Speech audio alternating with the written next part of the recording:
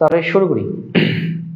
আমরা গতকাল আমাদের তাপগতিবিদ্যা পর্ব 2.1 পড়িয়েছি। আসলে আমাদের পুরো পিডিএফটা ছিল একটা পিডিএফ ছিল, তো আমরা গতকাল তার অর্ধেক অংশ করেছি, যার কারণে আমরা পুরো পর্ব 2কে দুইটি ভাগে ভাগ করেছি। একটা হচ্ছে পর্ব 2.1, আরেকটা হচ্ছে পর্ব 2.2। ঠিক আছে, তো আমি গতকালকে পড়া রিভিউ দিতে দিতে একটু তোমরা একটু যারা যারা ক্লাসে আছো তারা একটু বলে দিও যে কে কে ক্লাসে উপস্থিত আছো এবং কে কোন এলাকা থেকে ক্লাসটা দেখছো সেটা একটু জানিয়ে দিও। তো আমরা পর্ব 2.1 এবং পর্ব 1 এই দুটোর মধ্যে আমরা তাপগতিবিদ্যার খুব বেসিক জিনিস পড়েছি। আমরা তাপগতিবিদ্যা আমাদের সিস্টেম পড়েছি, পরিবেশ পড়েছি, তারপর তাপগতিবিদ্যার 0তম সূত্র পড়েছি, তাপগতিবিদ্যার প্রথম সূত্র পড়েছি। তো আমরা এই জিনিসগুলো হচ্ছে আমরা তাপগতিবিদ্যার প্রথম দুইটা ক্লাসে আমরা পড়েছি, এবং আমরা Celsius scale, Kelvin scale, Fahrenheit scale এগুলো নিয়ে হচ্ছে আমরা বিস্তারিত আলোচনা করেছি। ঠিক আছে, তো আমরা আজকে তাপগতিবিদ্যার একটা খুব গুরুত্বপূর্ণ একটা জিনিস পড়বো, যেটাকে আমরা বলবো যে তাপগতিবিদ্যার আমাদের খুবই কোর একটা জিনিস। আর সেই জিনিসটা হচ্ছে আমাদের যদি বলি সেটা হচ্ছে আমাদের সিপি এবং সিবি। মেইনলি আমরা সিপি সিবি নিয়ে আমরা আলোচনা করব। তো সিপি আর সিবি কি সেটা আমরা আস্তে আস্তে আমরা দেখব। তবে তার আগে আমরা আরেকটা জিনিস নিয়ে একটু পড়াশোনা করি। তো চলো শুরু করি। আমরা প্রথমে পড়বো শক্তির নিত্যতা ও তাপ শক্তি। তাপগতিবিদ্যায় আমাদের অনেক সময় আমাদের গ নাম্বার প্রশ্নে, গরুর গ যেটা, সেই গরুর গ নাম্বার প্রশ্নে আমাদের হচ্ছে একটা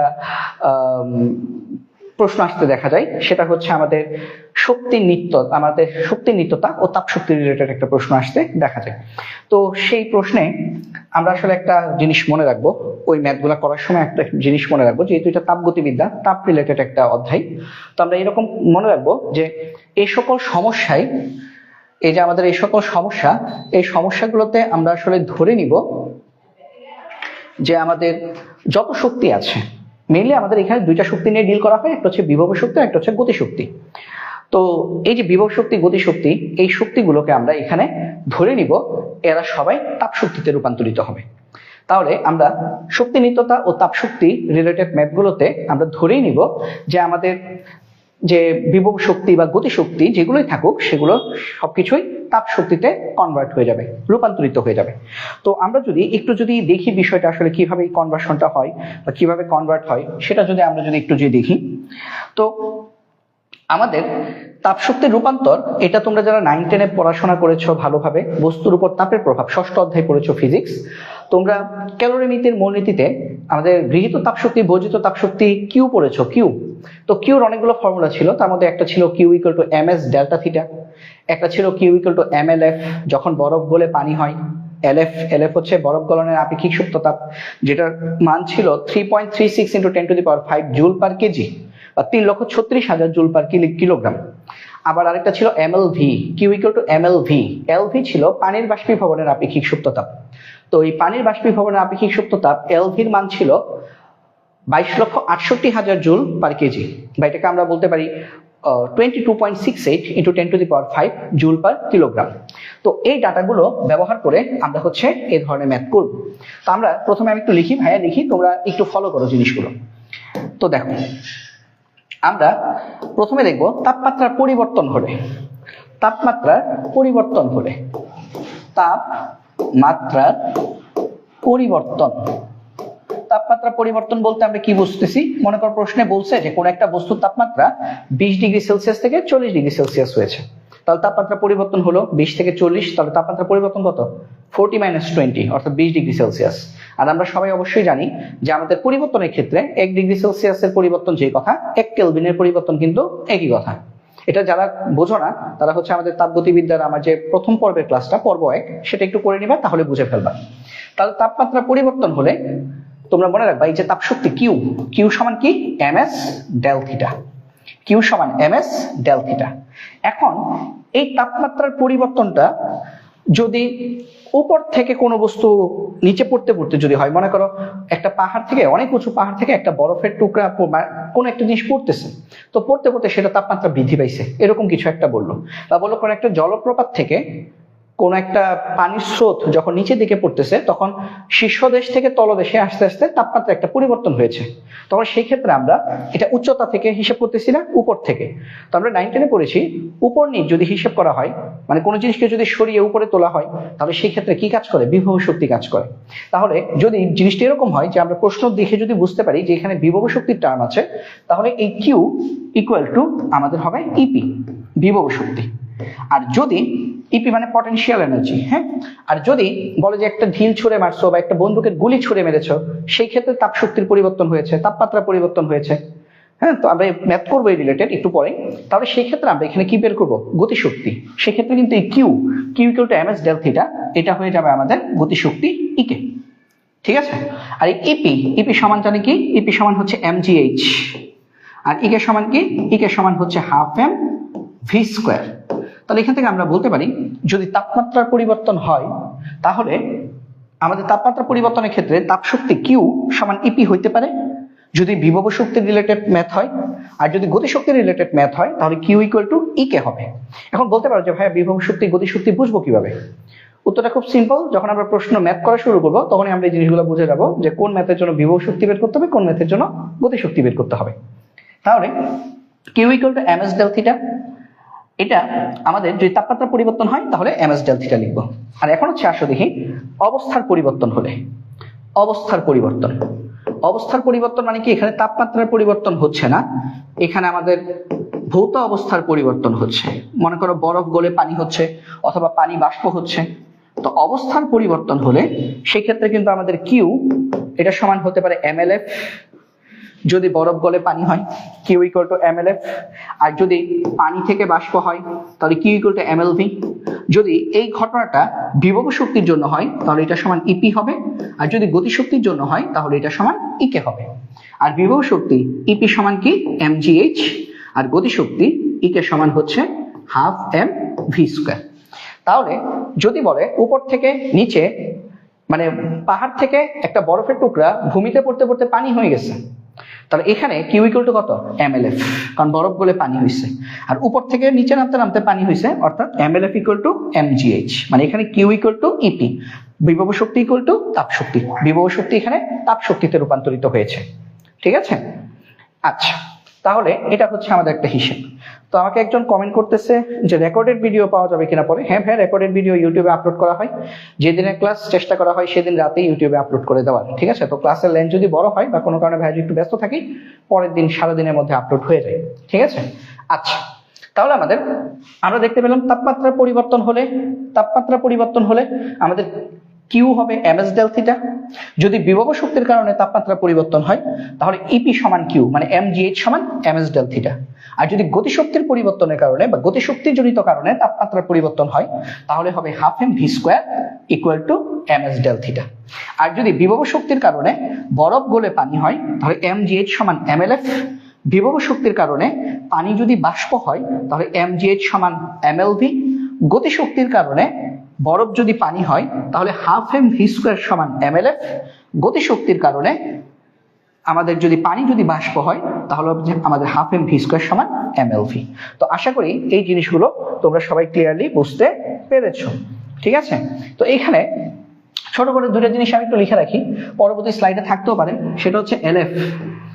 এলএফ হচ্ছে আমাদের পানির বাষ্পে বরফ গলনের আপেক্ষিক সুপ্ততাপ। এই এলএফ এর মানটা লিখে রাখি 3.36 × 10⁵ জুল পার কেজি। এটা মানে হচ্ছে 1 কেজি বরফকে তুমি যদি 1 কেজি পানি বানাতে চাও, মানে 1 কেজি বরফকে সম্পূর্ণরূপে গলিয়ে তুমি যদি 1 কেজি পানি বানাতে চাও তাহলে তোমার 3,36,000 জুল তাপ দিতে হবে। আর এলভি মানে হচ্ছে পানির বাষ্পীভবনের আপেক্ষিক সুপ্ততাপ। এটার মানে হচ্ছে যদি 1 কেজি পানিকে তুমি তাপ দিয়ে 1 কেজি বাষ্প বানাতে চাও তাহলে তোমার 22.68 22.68 × 10⁵ জুল পার কেজি এই পরিমাণ তাপ দিতে হবে। এত জুল তাপ দিতে হবে, 22,68,000 জুল তাপ দিতে হবে। তো চলো আমরা একটা ম্যাথ করি, ম্যাথ করে আমরা জিনিসটা একদম ছকাছক বুঝে যাবো, ঠিক আছে। তো ম্যাথে আমাদেরকে কি বলছে খেয়াল করো। আমাদেরকে ম্যাথে বলা হয়েছে একটি ছুটন্ত সীসার বুলেট, মানে একটা সীসার বুলেট যাচ্ছে, হঠাৎ করে থামাই দিছো। মনে করো তুমি সুপারম্যান, তোমার সীসার বুলেট এসে তোমার হাতে এসে থেমে গেছে, বুঝছো? তুমি সুপারম্যান বা আয়রন ম্যান টাইপ কিছু, সীসার বুলেট, একটা বুলেট এসে তোমার হাত দিয়ে তুমি থামাই দিছো। তো থামাই দিলে এই সীসার বুলেট থেকে তাপ শক্তি, এই সীসার বুলেটের সমস্ত শক্তি তাপে পরিণত হয়ে গেছে। বলতো সীসার বুলেটটা ছুটন্ত ছিল, মানে গতিশীল ছিল, তার মানে এর মধ্যে কি শক্তি ছিল? বিভব শক্তি? অবশ্যই না, গতিশীল জিনিস, তার মানে এটার মধ্যে গতিশক্তি ছিল। তাহলে গতিশক্তি এখানে তাপে পরিণত হয়ে গেছে। এই যে দেখো সীসার বুলেটের এর যে সমস্ত শক্তি, এই যে বললো সীসার সমস্ত শক্তি, এই যে সীসার বুলেটের সমস্ত শক্তি, এই সমস্ত শক্তি কি হয়ে গেছে? আমাদের তাপ শক্তিতে রূপান্তরিত হয়ে গেছে, তাপে পরিণত হয়ে গেছে। এবং এই তাপে পরিণত হওয়ার কারণে তাপমাত্রা 100 ডিগ্রি সেলসিয়াস বৃদ্ধি পেয়েছে। তাহলে এখানে কি হয়েছে বলতো? অবস্থার পরিবর্তন নাকি তাপমাত্রা পরিবর্তন? হ্যাঁ, তাপমাত্রা পরিবর্তন হয়েছে। তাপমাত্রা পরিবর্তন হলে কিউ সমান কি? ms delta theta, ms delta theta. এবং এখানে s লাগবে না, আপেক্ষিক সুপ্ত তাপ। এই যে দেখো সীসার আপেক্ষিক তাপ দেওয়া আছে, সরি আপেক্ষিক তাপ লাগবে। সীসার আপেক্ষিক তাপ এই যে s এর মান দেওয়া আছে 130 joule per KG per kelvin. আপেক্ষিক তাপের সংজ্ঞা কি? 1 কেজি, মানে সীসার আপেক্ষিক তাপ 130, এটা মানে কি? এটা মানে হচ্ছে 1 কেজি সীসার তাপমাত্রা যদি তুমি 1 কেলভিন বাড়াতে চাও তাহলে তোমার 130 জুল তাপ দিতে হবে। 1 কেজি সীসার তাপমাত্রা 1 কেলভিন বাড়াতে হলে 130 জুল তাপ দিতে হবে। ঠিক আছে, আমাকে প্রশ্ন করছে বুলেটটি কত বেগে ছোড়া হয়েছিল, বেগ ভি বের করতে বলছে। তো দেখো ইপি দিয়ে যদি অঙ্ক করো, ইপি সমান mgh, এটার মধ্যে ভি আছে, ইপি সমান mgh, এম হচ্ছে ভর, জি হচ্ছে অভিকর্ষজ ত্বরণ, এইচ হচ্ছে উচ্চতা। বেগ নাই তো, বেগ পেতে গেলে কি করতে হবে? হাফ এম ভি স্কোয়ার, মানে গতিশক্তি লাগবে। অর্থাৎ আমাদের এই অঙ্কের উত্তরটা হবে এরকম যে এখানে এক্ষেত্রে গতিশক্তি তাপ শক্তিতে রূপান্তরিত হবে। এই কথাটা আগে লিখে নিবা। এখানে গতিশক্তি যে গতিশক্তিটা আছে, মানে সীসার বুলেট, ছোটন্ত সীসার বুলেট যে গতিশক্তিটা ছিল, সেই গতিশক্তিটা তোমার হাতে তুমি যখন থামিয়ে দিয়েছো তাকে, তখন সমস্ত শক্তিটাই তাপ শক্তিতে রূপান্তরিত হবে, তাপ শক্তিতে রূপান্তরিত হবে। তাহলে যদি গতিশক্তি যদি তাপ শক্তিতে রূপান্তরিত হয়, তা আমরা লিখতে পারি সুতরাং আমাদের গতিশক্তি ই কে আর তাপ শক্তি হচ্ছে কিউ। এখন ই কে সমান half M V square. Q তো তিনটা রূপ দেখছি, তাই না? কিউর একটা রূপ ছিল আমাদের Q equal to ms del theta, একটা হচ্ছে mlf, একটা হচ্ছে mlv। এখানে কোনটা বসাবা? তাপমাত্রা বৃদ্ধি পাইছে না, তাপমাত্রা পরিবর্তন, অর্থাৎ ms ডেল থিটা বা হাফ। এম এর মান কি আছে প্রশ্নে? কোথাও দেখো তো সীসার বুলেটের ভর আছে? নাই। তো এটা নিয়ে টেনশনেরও কি কিছু আছে? না, টেনশনেরও কিছু নাই। কেন বলতো?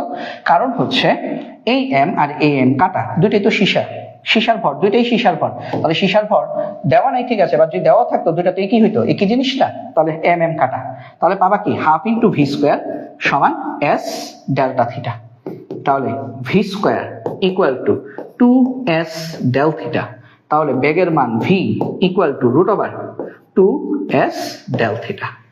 তো আমাদের মান যদি বসাই কত আসে দেখো, আমরা মান বসালে আমাদের আসে বা v সমান রুট ওভার 2 ইন্টু s এর মান জানে কত ছিল? s এর মান ছিল 130 joule per KG per kelvin. আর ডেল থিটার মান কত? অনেকে দেখা যাবে 100 ডিগ্রি সেলসিয়াসকে কি করছে জানো? 273 যোগ দিবা, দিয়া 373 বানাবা, মানে এখানে তুমি লিখবা 373। হ্যাঁ, মাইক দেওয়া দরকার এগুলারে। কেন বলতো? কারণ হচ্ছে পরিবর্তন, বৃদ্ধি হ্রাসের ক্ষেত্রে 1 ডিগ্রি সেলসিয়াসের পরিবর্তন যে কথা, 1 কেলভিনের পরিবর্তন সমান কথা।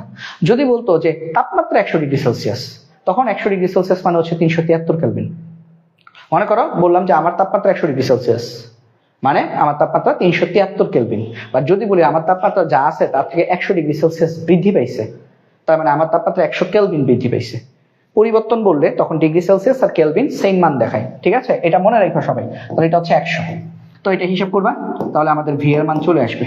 তো ভি এর মান আমার কাছে উত্তর দেওয়া লেখা আছে আগে থেকেই, এটা আসবে 161.25। তোমরা তাও বাসায় নিজেরা ক্যালকুলেটর একটু চেক করে নিও যে উত্তরটা ঠিক আছে কিনা। হ্যাঁ, আমি তো এগুলো চেক করে দেখছি, তো উত্তর ঠিকই থাকার কথা, যে 161.25 মিটার পার সেকেন্ড। এটা হচ্ছে আমাদের আনসার।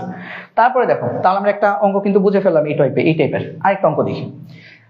1 কিলোমিটার উঁচু পাহাড় থেকে, হ্যাঁ 1 কিলোমিটার উঁচু পাহাড়, এই পাহাড় থেকে আমার 500 গ্রাম ভরের বরফের টুকরা। তাহলে দেখো আমার কাছে 1 কিলোমিটার উঁচু পাহাড় আছে, ভর আছে 500 গ্রাম, বরফের টুকরা ফেলে দেওয়া হলো। বরফটি গলিত অবস্থায় ভূমিতে পতিত হয়েছে, তাহলে বরফ গলে পানি হয়ে গেছে। তাহলে এখানে কিউর মান কত? mlf। এখানে কিন্তু তাপমাত্রা পরিবর্তন নাই। প্রশ্ন বলছে ভূমিতে পড়ার সময় এর বেগ কত হবে। বেগ কত হবে। একটা মজার ব্যাপার কি জানো, বেগ বের করতে গেলে কি ইপি লাগবে না কি কে লাগবে, ইপি কিন্তু এমজিএইচ। তোমার কাছে এই যে কিলোমিটার দেখে মনে হতে পারে আরে উচ্চতা তো আছে, হ্যাঁ, তো কিলোমিটার দেখে তোমার কাছে মনে হবে যে আমার কাছে তো উচ্চতা আছে, তাহলে এটা এমজিএইচ হবে, মানে ইপি সমান কিউ। বাট কথা হচ্ছে কিলোমিটার দেখে এটাকে উচ্চতা মনে করলে ভুল হবে, কারণ কি বের করতে হবে বেগ। তো বেগ কিন্তু ইপি সমান এমজিএইচ দিয়ে বের করা যায় না, বেগ বের করতে হবে ইকে সমান হাফ এম ভি স্কোয়ার দিয়ে। অর্থাৎ আমরা লিখবো এক্ষেত্রেও আমাদের গতিশক্তি তাপ শক্তিতে রূপান্তরিত হবে। তো আমি সরাসরি লিখে ফেলি গতিশক্তি হবে কিউ তাপ শক্তির সমান। তাহলে ইকে সমান হাফ এম ভি স্কোয়ার আর কিউ সমান হচ্ছে এম এল এফ। কেন এম এল এফ? কারণ বরফ গলিত অবস্থায় ভূমিতে পতিত হয়েছে, তাহলে বরফ ভূমিতে পড়তে পড়তে সে পানি হয়ে গেছে। ঠিক আছে, তো এখানে তোমরা একটা কথা মনে রাখবা, এই যে আমাদের এই জায়গাতে আমাদের যে 1 কিলোমিটার দিয়েছে, এটা দিয়েছে খোদাই, এটার কোনো ফাংশন নাই। এটা দিয়েছে কেন? পরীক্ষার হলে যাতে তুমি এটা দিয়ে টেনশন করতে করতে মরে যাও, মানে টেনশন করতে করতে যাতে তোমার যাতে সময় নষ্ট হয়, এই কারণে ফিজিক্সে এই ধরনের ঝামেলা প্রায় সময় টিচাররা করে থাকে। ঠিক আছে, তো আমরা এখন এটার মধ্যে যদি হিসাব করি, এম এম কিন্তু কাটা যাবে, খেয়াল করো, কারণ দুইটাই কি বরফ, 500 গ্রাম 500 গ্রাম, তাহলে এই এমও 500 গ্রাম এই এমও 500 গ্রাম, তাহলে মান বসানোরই তো দরকার নেই, হ্যাঁ, কেটে দিবা। পরীক্ষায় কাটাকাটির দরকার নেই, মানে পরের লাইনে আর এমটাকে লিখবা না আর কি, মানে পরের লাইনে এইভাবে লিখবা ভি স্কোয়ার বাই 2 সমান এল এফ। যখন এইভাবে লিখবে স্যার বুঝে যাবে তুমি কাটছো, পরীক্ষা হলে কাটাকাটি না করাটাই ভালো। তাহলে ভি স্কোয়ার ইকুয়াল টু কত? 2LF। ভাই কিন্তু অনেক ভেঙে ভেঙে করতেছি, হ্যাঁ, কিছু স্টুডেন্ট তোমরা আছো যারা কিনা অনেক চটপটে, অনেক ভালো পারো, তো তোমরা একটু ধৈর্য ধরতে হবে, কারণ অনেকেই আছে যারা কিনা খুব একটা মানে অত স্মার্ট না হয়তো বা এখনো, বা একটু ফাঁকি ঝুঁকি দিয়েছে এসএসসি লেভেলে, তো সবার উদ্দেশ্য সবার কথা চিন্তা করে কিন্তু ভাইকে একটু স্লো পড়াইতে হয়। ঠিক আছে, আচ্ছা, তাহলে দেখো 2LF, তাহলে আমরা এখান থেকে কি বলবো? আমরা এখান থেকে তাহলে বলতে পারি, মান বসাই দিলে ভি ইকুয়াল টু, এখন পরীক্ষার হলে তোমরা আবার এলএফ খোঁজার জন্য টিচারের কাছে চলে যেও না, এক্সাম মানে যে কিনা পরীক্ষায় থাকবেন ওনার কাছে, যে স্যার এলএফ এর মান তো দেওয়া নেই প্রশ্নে, তাহলে কিন্তু স্যারে কিন্তু হাসবে তোমার উপর, হ্যাঁ, বলবে কোন ভাইয়ার কাছে বা কোন স্যারের কাছে পড়ছো তুমি, যে এলএফ কিন্তু আমাদের বরফ গলনের আপেক্ষিক সুপ্ত তাপ, তো এলএফ এর মান মুখস্থ 3.36 ইন্টু 10⁵। তো এটা যদি হিসাব করো তাহলে তুমি ভি এর আনসার পেয়ে যাবা। ভি এর আনসার কত আসে? 819.96 819.96 মিটার পার সেকেন্ড। তো দুইটা ম্যাথ দিয়ে আমরা কিন্তু মোটামুটি বুঝে ফেললাম যে আমাদের শক্তির নিত্যতা এবং তাপ শক্তির মধ্যে যে সম্পর্ক বা এই রিলেটেড ম্যাথগুলো কি ধরনের আসতে পারে। পরীক্ষায় এইভাবেই ম্যাথগুলো আসে। তো আমরা সামনের দিকে সামনের ক্লাসগুলোতে এই ধরনের ম্যাথ আরো করব, তখন হচ্ছে জিনিসগুলো তোমাদের কাছে আরো ক্লিয়ার হয়ে যাবে। তাহলে চলো এখন আমরা পরের টপিকটা দেখি। ঠিক আছে, পরের টপিকটা আমরা দেখি, চলো।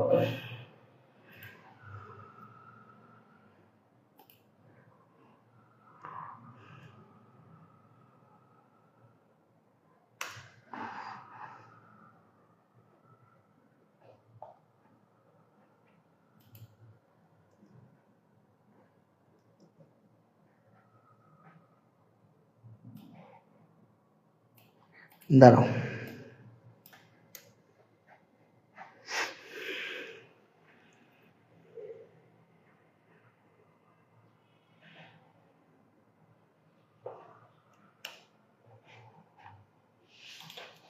ওকে, তাহলে পরের টপিক হচ্ছে আমাদের গ্যাসের মোলার আপেক্ষিক তাপ। মোটামুটি এটা নিয়ে আমাদের আজকের বাকি কথাবার্তা হবে, গ্যাসের মোলার আপেক্ষিক তাপ, সিপি এবং সিভি, এগুলো নিয়ে কথা হবে। তো গ্যাসের মোলার আপেক্ষিক তাপ দুই প্রকার, একটা হচ্ছে সিপি আর একটা হচ্ছে সিভি। তো সিপি, পি দেখে তোমরা অনেকে আন্দাজ করে ফেলছো এখানে প্রেসার চাপ রিলেটেড কিছু আছে, আর ভি লেখা দেখে অনেকে আন্দাজ করে ফেলেছো যেখানে ভলিউম বা আয়তন রিলেটেড কিছু আছে। ঠিক তাই, যে আমাদের সিপি হচ্ছে স্থির চাপে, এই যে সিপি, এই পি এর তাৎপর্য কি? স্থির চাপে গ্যাসের মোলার আপেক্ষিক তাপ। আর ভি কি? ভি হচ্ছে আমাদের স্থির আয়তনে গ্যাসের মোলার আপেক্ষিক তাপ। একটা হচ্ছে স্থির চাপে গ্যাসের মোলার আপেক্ষিক তাপ, আর একটা হচ্ছে স্থির আয়তনে গ্যাসের মোলার আপেক্ষিক তাপ। তো আমাদের স্থির চাপে আর স্থির আয়তনে গ্যাসের মোলার আপেক্ষিক তাপের সংজ্ঞাটা তাহলে কি? মানে একটার মধ্যে চাপ স্থির থাকবে, আরেক জায়গায় আয়তন স্থির থাকবে। তোমরা যারা অলরেডি পরিবেশ রসায়ন পড়েছো, অথবা তোমরা যারা অলরেডি আদর্শ গ্যাস ও গতিতত্ত্ব পড়েছো ফিজিক্সের 10ম অধ্যায়, তারা একটা জিনিস জানো, আর মোলার গ্যাস ধ্রুবক এই মানটা অনেকেই দেখছো, আর এই মোলার গ্যাস ধ্রুবকের মান কিন্তু 8.314 joule per mole per kelvin. এই মোলার গ্যাস ধ্রুবক কোত্থেকে আসছে জানো? এটা হচ্ছে গ্যাসের, এটা হচ্ছে মোলার গ্যাস ধ্রুবক। এই মোলার গ্যাস ধ্রুবকটা, এই যে এখানেও দেখো একটা মোলার কথাটা আছে, এই যে দেখো মোলার কথাটা আছে, এই মোলার গ্যাস ধ্রুবক আর কিন্তু এই সিপি এবং সিবির বিয়োগফল। মানে যে কোনো গ্যাসের জন্য, গ্যাসটা এক পরমাণুক, দ্বিপরমাণুক, ত্রিপরমাণুক, বহু পরমাণুক, যে কোনো গ্যাস হোক, যে কোনো গ্যাসের জন্য ওই গ্যাসের স্থির চাপে মোলার আপেক্ষিক তাপ সিপি থেকে যদি আমরা যে স্থির আয়তনের মোলার আপেক্ষিক তাপ সিপি বিয়োগ করি, তাহলে কিন্তু আমরা পেয়ে যাই মোলার গ্যাস ধ্রুবক আর। এই জিনিসটাই আমরা আজকে পড়বো, বেসিক্যালি এই জিনিসটাও আজকে আমরা পড়বো। তো আমরা যারা আর সম্পর্কে জানি, তোমাদের কাছে এখন জিনিসটা একটু ক্লিয়ার হতে পারে যে আচ্ছা আর জিনিসটা আমরা যে পড়ছিলাম, সেই মোলার গ্যাস ধ্রুবক আর আমাদের সিপি এবং সিভি থেকে আসছে। এবং ভাইয়া কিন্তু লিখছি সিপি মাইনাস সিভি সমান আর। আমি কি লিখছি? আমি লিখছি সিপি মাইনাস সিবি সমান আর, অর্থাৎ সিপি থেকে সিবি বিয়োগ করলে আর পাওয়া যায়। তার মানে সিপি কিভাবে পাবা? সিবির সাথে আর যোগ করলে তুমি সিপি পাবা। তার মানে সিবির সাথে কিছু একটা যোগ করলে সিপি পাওয়া যায়, অর্থাৎ আমরা বলতে পারি সিপি সবসময় সিবি থেকে বড়। তার মানে এই যে বক্স মোট স্থির চাপে মোলার আপেক্ষিক তাপ, এটা আসলে বড় হয়, আর স্থির আয়তনে মোলার আপেক্ষিক তাপের মানটা ছোট হয়। কতটুকু ছোট হয় ভাইয়া? আর পরিমাণ ছোট হয়। আর এর মান কত? 8.314 joule per mole per kelvin. তাহলে সিপি কিন্তু সিবি এর তুলনায় আর পরিমাণ ছোট হয়ে থাকে। এটা সব সময় যে কোনো গ্যাসের জন্য এটা সত্য, ঠিক আছে? আচ্ছা, এখন আসলে আমরা এই মোলার আপেক্ষিক তাপের সংজ্ঞাটা তাহলে একটু দেখে ফেলি। মোলার আপেক্ষিক তাপ কি? স্থির চাপে সিপি এক মোল গ্যাসের তাপমাত্রা 1 কেলভিন পরিবর্তন করতে যে তাপ লাগে। তাহলে সিপি সমান, আমরা যে ম্যাথমেটিক্যালি যদি লিখি সিপি সমান কি লেখা যায়? একটা কথা মনে রাখবা, একক জিনিসগুলো সবসময় হরে বসে, নিচে হরে বসে, ঠিক আছে? একক, এক মোল মানে একক মোল গ্যাসের জন্য একক পরিমাণ তাপমাত্রা, একক গ্যাসের জন্য একক তাপমাত্রা পরিবর্তন। তো মোলকে আমরা কি দিয়ে প্রকাশ করি? এন দিয়ে প্রকাশ করি। আর তাপমাত্রার পরিবর্তনকে আমরা কি দিয়ে প্রকাশ করি? ডেল টি, বা এখানে আমরা বলবো ডিটি দিয়ে প্রকাশ করি। তাহলে এন ডিটি, আর কি পরিমাণ তাপ লাগে? তাপকে আমরা কি দিয়ে প্রকাশ করি? কিউ দিয়ে প্রকাশ করি। অর্থাৎ আমার সিপি সমান Q divided by N DT, বা এখানে কিউটা, এই যে তাপটা লাগে, আমরা তাপগতিবিদ্যার গত ক্লাসে মানে গতকালকের ক্লাসে আমরা পড়েছি তাপগতিবিদ্যায় কিন্তু আমরা কিউ ইনিশিয়াল বা কিউ ফাইনাল বের করতে পারি না, বরং আমরা তাপের পরিবর্তন বের করতে পারি। এই জন্য এটাও হবে আমাদের ডিকিউ। তাহলে সিপি সমান আমার সূত্র হচ্ছে ডিকিউ ডিভাইডেড বাই এনডিটি।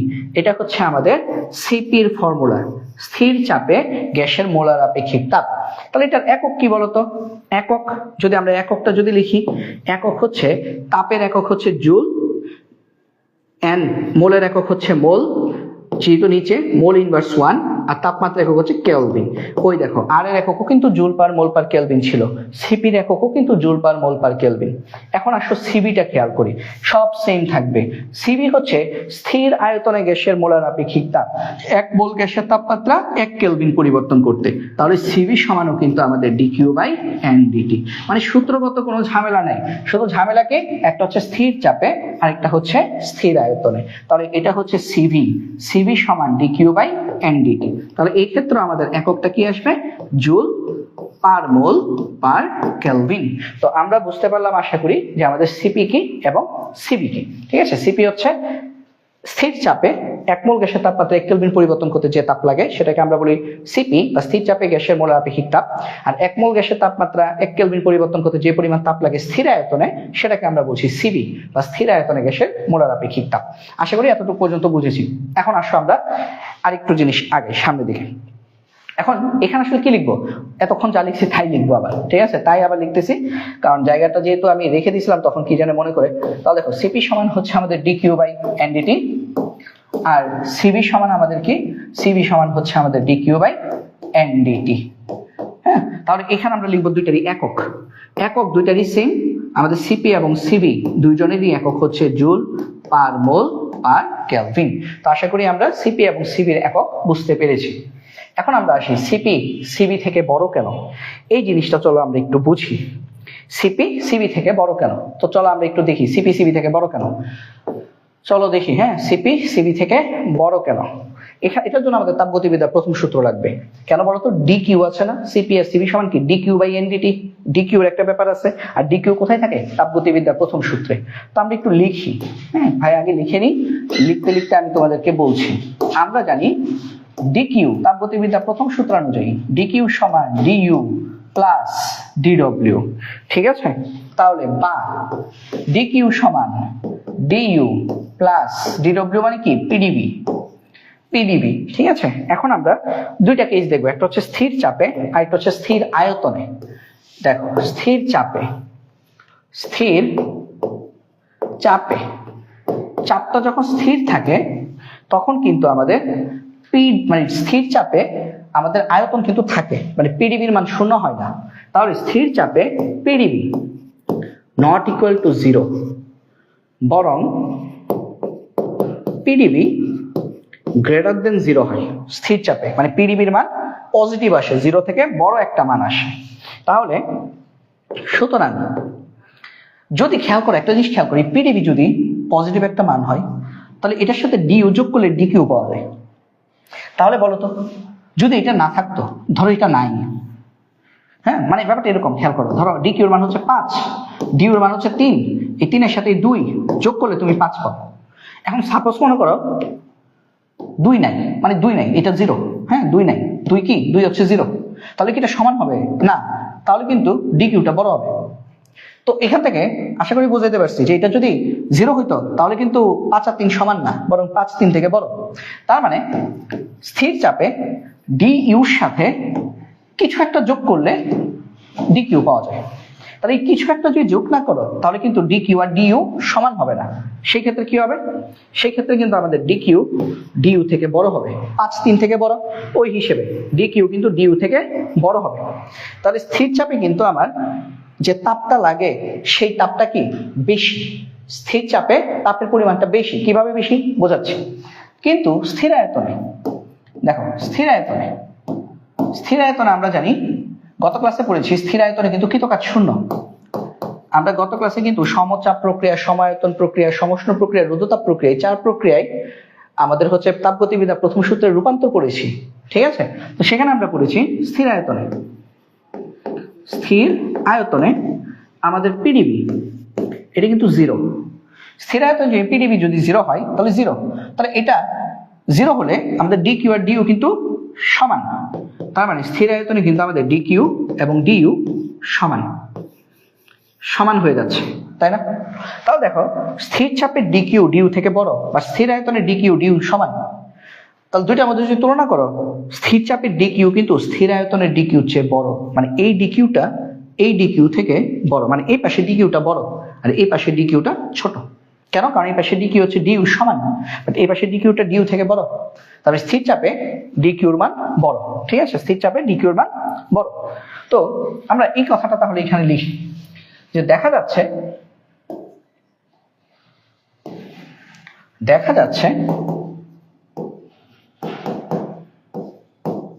স্থির চাপে ডিকিউ বড়, স্থির আয়তনে ডিকিউ এর তুলনায়। তো এটাকে তুমি কিন্তু এইভাবে লিখতে পারো যে স্থির চাপে তো অর্থাৎ ডিকিউ স্থির চাপে পি দিয়ে লিখলাম, এটা বড়, ডিকিউ অফ ভি স্থির আয়তনের তুলনায়, এইভাবে লিখতে পারো যে আমাদের স্থির চাপে ডিকিউটা স্থির আয়তনের ডিকিউর তুলনায় বড়। তো এখান থেকে তুমি একটা জিনিস পাও।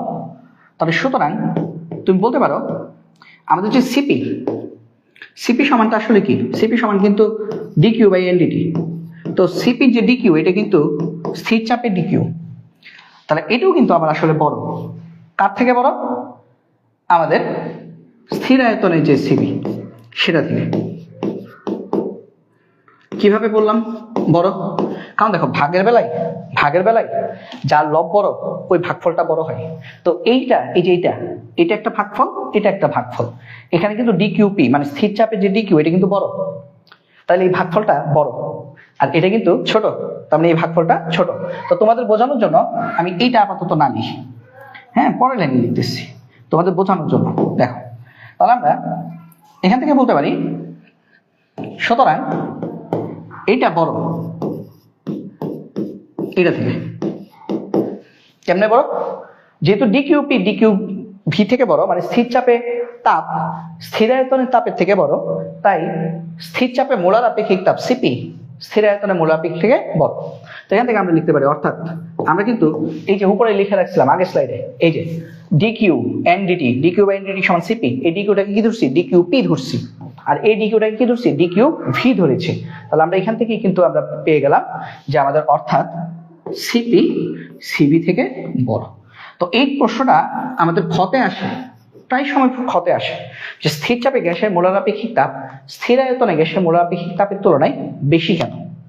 উত্তরটা হচ্ছে স্থির চাপে আমাদের পিডিবি মানে কৃতকাজ শূন্য হয় না, স্থির চাপে আমাদের কৃতকাজ শূন্য হয় না, তাই স্থির চাপে আমাদের যে তাপ শক্তিটা থাকে ডিকিউ, সেটা অভ্যন্তরীণ শক্তি ডিউ চেয়ে বেশি হয়, বা বলা যায় যে স্থির চাপে ডিকিউর মানটা বেশি হয়। কিন্তু স্থির আয়তনে পিডিবি মানে কৃতকাজ ডিডব্লিউ শূন্য হয়ে যাওয়ায় স্থির আয়তনে আমাদের যে তাপ শক্তি ডিকিউ এটা ছোট হয়। তার মানে সিপিতে, সিপি মানে স্থির চাপ, সিপি স্থির চাপ, এগুলো মাথায় ঢোকাবো। সিপি হচ্ছে স্থির আয়তন, তাহলে স্থির চাপে সিপিতে ডিকিউ বড়, আর স্থির আয়তন সিবিতে ডিকিউ ছোট।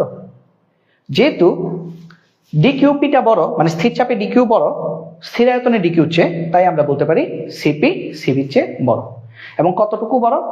যে কোনো গ্যাসের জন্য এক মোল গ্যাস মানে এক পারমাণবিক গ্যাস, দ্বিপারমাণবিক গ্যাস, ত্রিপরমাণবিক গ্যাস, যে কোনো গ্যাসের জন্য এই সিপিটা সিবি এর তুলনায় আর পরিমাণ বড়। এবং এই আর এর মান কত? 8.314 joule per mole per kelvin. তো আশা করি আমরা এই জিনিসটা খুব ভালোভাবেই আয়ত্ত করতে পারবো। ঠিক আছে, এই জিনিসটা আশা করি আমরা ভালোভাবে বুঝতে পেরেছি। তারপর দেখো, আমরা এই প্রশ্নটা আমাদের আসে মানে ক্ষতে আসে। তো এটা এখানে লেখা আছে, এখান থেকে তোমরা একটু কষ্ট করে একটু পড়ে নিও।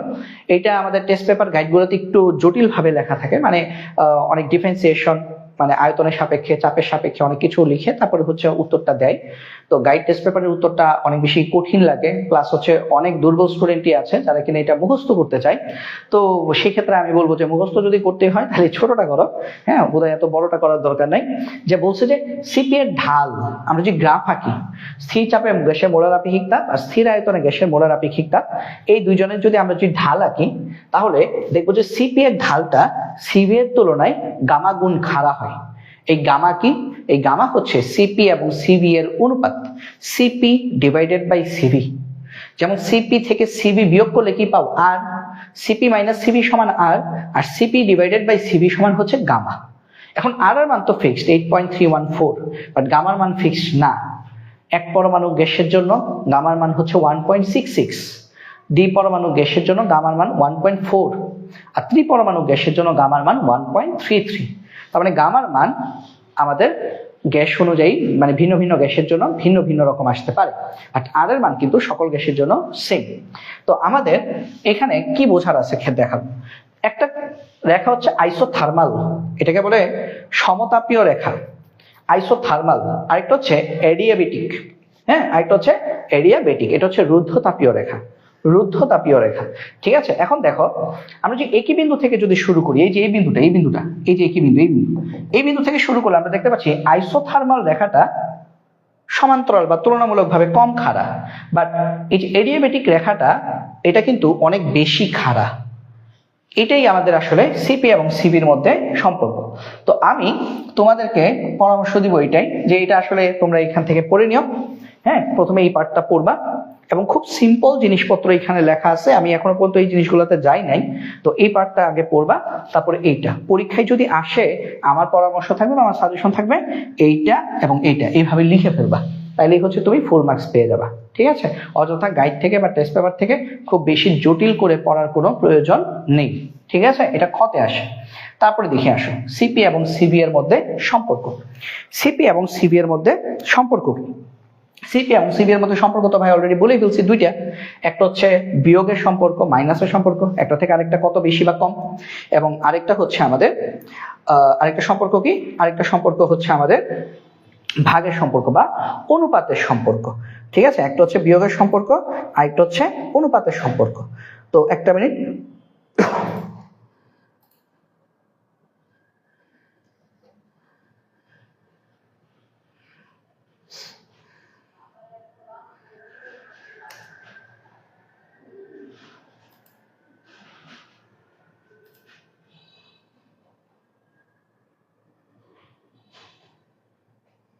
আচ্ছা, তো দেখো, তো সিপি সিবির মধ্যে একটা সম্পর্ক হচ্ছে CP minus CV, CP minus CV সমান আর, এবং এই আর এর মান কত? 8.314 joule per mole per kelvin. ঠিক আছে, সিপি মাইনাস সিবি হচ্ছে 8.314 joule per mole per kelvin. ঠিক আছে, আর আরেকটা সম্পর্ক হচ্ছে সিপি এবং সিবি এর অনুপাত। অনুপাতটা মনে রাখবা, সিপি বাই সিবি, এই অনুপাতটা হচ্ছে গামা, গামা এর সমান। এবং গামা এর মান কত? গামা এর মান আমরা তোমাদেরকে কি বললাম একটু আগে, আমি কি বললাম যে গ্যাস অনুযায়ী গামা এর মান ডিফারেন্ট ডিফারেন্ট হয়। যেমন এই গামা এর মান এক পরমাণু গ্যাসের জন্য, এক পরমাণু গ্যাস, এক পরমাণু গ্যাস যারা আছে তাদের জন্য, এক পরমাণু গ্যাসগুলো কি কি? হিলিয়াম, নিয়ন, আর্গন, এইগুলো হচ্ছে এক পরমাণু গ্যাস ইত্যাদি। মানে যারা হচ্ছে নিষ্ক্রিয় গ্যাস মোটামুটি তাদেরকে আমরা এক পরমাণু গ্যাস বলি। এক পরমাণু গ্যাস কিভাবে চিনবা? যাদের পরমাণু সংখ্যা একটা তাদেরকে এক পরমাণু গ্যাস বলে। তো এক পরমাণু গ্যাসের জন্য গামা এর মান 1.66 অথবা 1.67, অনেকে 1.67ও বলে। এখন কত হচ্ছে, তুমি কোনটা ব্যবহার করবা? নিয়ম হচ্ছে ভাই, যদি উদ্দীপকে যদি গামা দেওয়া থাকে, গামার মান যদি দেওয়া থাকে, তাহলে যা দেওয়া থাকবে তাই, কম বেশি যাই দেওয়া থাকুক সেটাই। কিন্তু উদ্দীপকে যদি দেওয়া না থাকে তাহলে দুইটা যে কোনো একটা ব্যবহার করা যায়। তবে আমি যখন ম্যাথ করব আমি 1.66 ধরে করি। উদ্দীপকে যদি গামার মান দেওয়া না থাকে তাহলে 1.66 ধরি। আসলে গামার মান হচ্ছে 5/3, মানে এক পরমাণু গ্যাসের জন্য গামার মান 5/3। তো 5/3 করলে ক্যালকুলেটর 1.6666 অনেকগুলো 66 আসে, তো 1.66 ও লেখা যায়, 1.67 ও লেখা যায়। আশা করি বুঝতে পেরেছো। তারপর দেখো, যদি গ্যাসটা দ্বিপরমাণুক গ্যাস হয়, দ্বিপরমাণুক গ্যাস, যদি গ্যাসটা দ্বিপরমাণুক গ্যাস হয়, গ্যাসটি দ্বিপরমাণুক গ্যাস। দ্বিপরমাণুক গ্যাস কোনগুলো? মনে করো hydrogen gas, oxygen gas, nitrogen gas, তারপর হচ্ছে আমাদের যত হ্যালোজেনের গ্যাস আছে, যে ফ্লোরিন, ক্লোরিন, ব্রোমিন, আয়োডিন, এগুলো ফ্লোরিন গ্যাস, ক্লোরিন গ্যাস। হ্যাঁ, ব্রোমিন আসলে তরল গ্যাস না, আর আয়োডিন হচ্ছে কঠিন পদার্থ। তো দেখো এরা কিন্তু সব দ্বিপরমাণু। আরো যদি লিখতে চাও, মনে করো কার্বন মনোক্সাইড, CO, কার্বন একটা, অক্সিজেন একটা, এটাও কিন্তু একটা দ্বিপরমাণু গ্যাস। ঠিক আছে, এরা দ্বিপরমাণু গ্যাস। তো এই সকল ক্ষেত্রে আমাদের হচ্ছে কার্বন মনোক্সাইডটা এখানে লিখি, কার্বন মনোক্সাইড CO, তাহলে এই সকল ক্ষেত্রে কিন্তু আমাদের গামার মান কত আসবে? 1.4। এই সকল ক্ষেত্রে আমাদের গামার মান 1.4 লিখতে পারো, অথবা 1.41 দিয়েও করা হয়।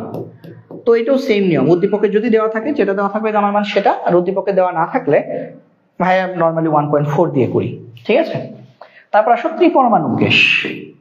এই তিন প্রকারের গ্যাস দিয়ে ম্যাথ আসে। হ্যাঁ, তো অনেকে আবার না বলতে পারো যে ভাইয়া 4 পরমাণু 5 পরমাণু গ্যাস তো আছে। হ্যাঁ রে ভাই আছে, কিন্তু ওগুলো দিয়ে আসবে না। মানে আমাদের বইয়ে ত্রিপরমাণু গ্যাস পর্যন্তই বলা আছে। ঠিক আছে, ত্রিপরমাণু গ্যাস, ত্রিপরমাণু গ্যাসের জন্য ত্রিপরমাণু গ্যাসগুলো কি কি? মনে করো কার্বন ডাই অক্সাইড, তারপর ওজোন গ্যাস, তারপর হতে পারে H2S, পচা ডিমের গন্ধ যেটা করে, এগুলো কিন্তু সব ত্রিপরমাণু গ্যাস, পরমাণু সংখ্যা 3টা করে। এই ক্ষেত্রে গামার মান 1.33। তো এগুলো আমরা মুখস্থ রাখবো। ঠিক আছে, তো সিপি বাই সিবি, তো আমরা দেখলাম যে আমাদের মোলার আপেক্ষিক তাপ, স্থির চাপে মোলার আপেক্ষিক তাপ এবং স্থির আয়তনের মোলার আপেক্ষিক তাপের সম্পর্ক হচ্ছে দুইটা। একটা হচ্ছে এদের বিয়োগফল হচ্ছে মোলার গ্যাস ধ্রুবক আর এর সমান, আর এদের ভাগফল বা অনুপাত হচ্ছে গামা এর সমান। গামার মান এক পরমাণু গ্যাসের জন্য 1.66, দ্বিপরমাণু গ্যাসের জন্য 1.4, ত্রিপরমাণু গ্যাসের জন্য 1.33। তো এখন আমরা কয়েকটা ম্যাথ করি এই রিলেটেড, চলো দেখি। তো তার আগে সিপি এবং সিবি এর সম্পর্ক থেকে আর নির্ণয়, এখানে আসলে বলার কিছু নাই। সিপি এবং সিবি এর সম্পর্ক থেকে আর নির্ণয়, এখানে তেমন কিছু লেখা নেই, এগুলো অলরেডি আগে লিখে ফেলছি। তাও একবার একটু লিখে দিই, যেহেতু একটা স্লাইড আছে। তো এটা হচ্ছে মনে রাখবা সবসময় সিপি সিবি থেকে বড়, কতটুকু বড়? সিপি মাইনাস সিবি, এটা হচ্ছে আর পরিমাণ বড়, আর আর এর মান হচ্ছে 8.314 joule mole inverse 1 kelvin inverse 1। আর হচ্ছে আমাদের এই যে আর এর মানটা, এটা সকল গ্যাসের জন্য প্রযোজ্য। ঠিক আছে, তোমরা মনে রাখবা যে এক পরমাণু, দ্বিপরমাণু, ত্রিপরমাণু সকল ক্ষেত্রে এইটা প্রযোজ্য, মানে সকল ক্ষেত্রে সিপি মাইনাস সিবি আর এর সমান। মনে রাখবা এক পরমাণুক, দ্বিপরমাণুক, এই কথাগুলো অলরেডি ভাইয়া অনেকবার বলছি, দ্বিপরমাণুক, ত্রিপরমাণুক ইত্যাদি সকল গ্যাসের ক্ষেত্রে, সকল গ্যাসের ক্ষেত্রে CP minus CV equal to R equal to 8.314 joule per mole per kelvin প্রযোজ্য। মানে মান বাড়বে কমবে না, সেম থাকবে সকল গ্যাসের জন্য। তো এখন আসলে আমরা একটা ম্যাথ করি। হিলিয়াম গ্যাসের জন্য সিপি এবং সিবি এর মান নির্ণয় করো। তো এই ম্যাথগুলো কি জানো? এটা হচ্ছে ফিজিক্সে সবচেয়ে কম মানে তথ্য দেওয়া ম্যাথ, কিছুই বলা নেই। দেখো শুধু একটা গ্যাসের কথা বলেছে, হিলিয়াম গ্যাস। মানে ফিজিক্সের ম্যাথগুলোতে মোটামুটি দুই একটা ডাটা তো দেওয়া থাকে, তাই না? মানে ভর টর হাবি যাবি, একটা প্রশ্ন যদি করে মিনিমাম দুইটা ইনফরমেশন তো দেওয়া থাকে। বাট ফিজিক্সে, গোটা ফিজিক্সে সবচেয়ে ইনফরমেশন ছাড়া, মানে কোনো ইনফরমেশন দেওয়া নেই, মানে ইনফরমেশন বিহীন ম্যাথ হচ্ছে এগুলা। বাট অনেক মজা, কেন জানো? ইনফরমেশন বিহীন হলেও এখানে একটু ইনফরমেশন আছে। ইনফরমেশনটা কোনটা জানো? ইনফরমেশনটা হচ্ছে হিলিয়াম। এটা ওয়ান ইনফরমেশন ম্যাথ, মাত্র একটা তথ্য দেওয়া আছে। এটা অনেকে বুঝতে পারে না যারা কিনা কম পড়াশোনা করে। তো হিলিয়াম গ্যাসের জন্য সিপি এবং সিবি এর মান কত? তো হিলিয়াম বলার সাথে সাথে আমরা বুঝে গেছি এটা একটা এক পরমাণু গ্যাস। তো এখানে হিলিয়াম একটি এক পরমাণু গ্যাস, এক পরমাণু গ্যাস। অর্থাৎ এক পরমাণু গ্যাসের ক্ষেত্রে আমাদের সিপি মাইনাস সিবি, এটা তো আর, ঠিক আছে, এবং আর এর মান কত? 8.314। হ্যাঁ, 8.314। আমরা এখানে এটা বসাতে পারি। আচ্ছা, সিপি মাইনাস সিবি লিখি তাহলে, বা সিপি মাইনাস সিবি সমান 8.314। তাহলে আমরা এখান থেকে লিখতে পারি বা সিপি সমান, আচ্ছা এইভাবেই রাখি, হ্যাঁ এইভাবেই রাখি, এটা হচ্ছে 1 নং সমীকরণ। এই যে লিখলাম এটাকে আমরা দিচ্ছি 1 নং সমীকরণ। আর এক পরমাণু গ্যাস হওয়ার কারণে আমাদের এদের অনুপাত সিপি ডিভাইডেড বাই সিবি, এটা সমান হচ্ছে গামা। তো আমরা লিখতে পারি বা সিপি সমান, আমাদের এখানে গামার মান কত? গামার মান হচ্ছে এক পরমাণু গ্যাসের জন্য 1.66। তার মানে সিপি সমান 1.66 সিবি। এটা হচ্ছে আমাদের 2 নং সমীকরণ। ব্যাস, কাজ হয়ে গেছে কিন্তু, মানে 9-10 ম্যাথ, একদম 9-10 ম্যাথ। এখন কি করবা? 2 নংয়ের সিপির মান 1 নংয়ে বসাও, সিবি বেরিয়ে যাবে। সিবির মানটা আবার 1 অথবা 2 এ বসাও, সিপি বেরিয়ে যাবে। Simple math. তাহলে এখন দেখো 2 নংয়ের সিপি এর মান 1 নংয়ে বসাই, 1 নংয়ে বসাই। 1 নংয়ে বসালে সিপি কত? 1.66 সিবি মাইনাস সিবি 8.314। বুঝতে পারছো? এখানে 1.66 সিবি কার মান বসছে? সিপির মান। তাহলে বা যদি বিয়োগ করো, এটা হচ্ছে সিবি মানে কি 1 সিবি, তাহলে 1.66 থেকে 1 বিয়োগ করলে 0.66 সিবি সমান 8.314। তাহলে আমরা এখান থেকে লিখতে পারি বা সিবি সমান তাহলে কত আসে? 8.314, এটাকে ভাগ করে দিবা 8.314। আচ্ছা আমি একটু ছোট করে নিই, হ্যাঁ, যাতে তোমরাও দেখতে পারো, ডিভাইডেড বাই 0.66। তাহলে সুতরাং সিবি সমান আমাদের কত আসবে? এটা মানটা আমি তুলে রাখছি, 12.6 একক কি? Joule per mole per kelvin. ঠিক আছে, তাহলে এখন এই সিপির মানটা 1 অথবা 2 এ বসাবে না, তো আমি 2 বসাই, মানে এই যে 1.66 এর সাথে ওটা গুণ দিয়ে দিলাম, তাহলে সিপি চলে আসবে। তাহলে এখন সিভি এর মান 2 নং এ বসাই। 2 নং এ বসালে আমরা পাচ্ছি সিপি সমান 1.66 সিবি। তো 1.66 ইন্টু 12.6, তো এটা যদি আমরা বসাই তাহলে আমাদের আনসার আসে 20.914, আর একক হচ্ছে joule per mole per kelvin. শেষ। তো এটা হচ্ছে হিলিয়াম গ্যাসের জন্য সিপি এবং সিভি এর মান। ভারী কাজ থাকবে কিছু, সপ্তাহ করে দিব না। হিলিয়াম গ্যাস বলছি, এখন দেখো অক্সিজেন গ্যাসের জন্য। তো ভাইয়েরা অক্সিজেন গ্যাসের জন্য কি আসবে? এখন অক্সিজেন গ্যাসের জন্য কি হবে? অক্সিজেন গ্যাসের জন্য একটু খেয়াল করো তো, আমি এখানে পুরো অঙ্ক করবো না, জাস্ট লিখে দিচ্ছি। অক্সিজেন গ্যাসের জন্য, অক্সিজেন গ্যাসটা কি? দ্বিপরমাণু গ্যাস।